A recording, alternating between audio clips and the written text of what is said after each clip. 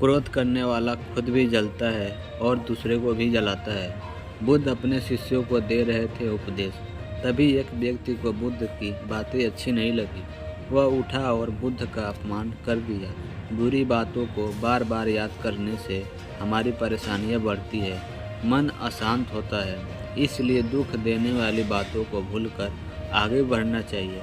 इस संबंध में गौतम बुद्ध का एक प्रसंग प्रचलित है। गौतम बुद्ध अलग अलग क्षेत्रों में भ्रमण करते हैं, अपने शिष्यों को उपदेश देते थे। एक गांव में वे उपदेश दे रहे थे।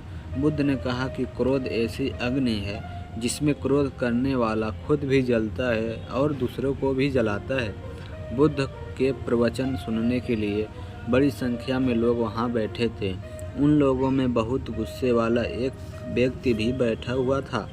उसे ये बात पसंद नहीं आई। वह अचानक उठा और बोलने लगा कि बुद्ध, तुम पाखंडी हो।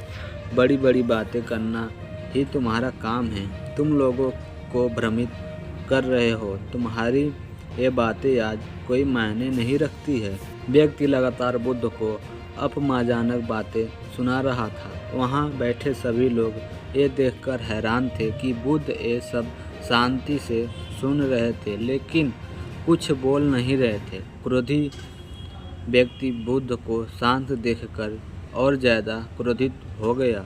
वह बुद्ध के पास गया और उनके मुंह पर थूक कर वहाँ से चला गया। घर पहुंचकर क्रोधी व्यक्ति का मन शांत हुआ तो उसे अपने किए पर बहुत पछतावा हुआ। वह बुद्ध से क्षमा मांगने पहुंचा, लेकिन उस गांव से बुद्ध पड़ोस के गांव के लिए निकल चुके थे। वह व्यक्ति बुद्ध को खोजते हुए दूसरे गांव में पहुंच गया।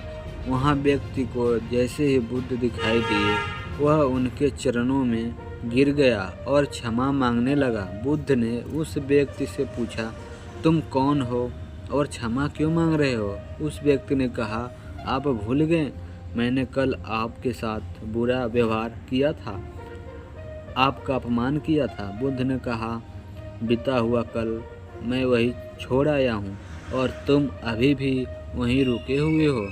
तुम्हें गलती पर पछतावा है, तुमने पछताव कर लिया, अब तुम निष्पास हो गए हो। बुरी बातें याद करते रहने से हमारा आज बर्बाद हो जाता है। इस आदत की वजह से भविष्य भी बिगड़ जाता है। इसलिए बीते हुए कल की बातों को भूलकर आगे बढ़ना चाहिए।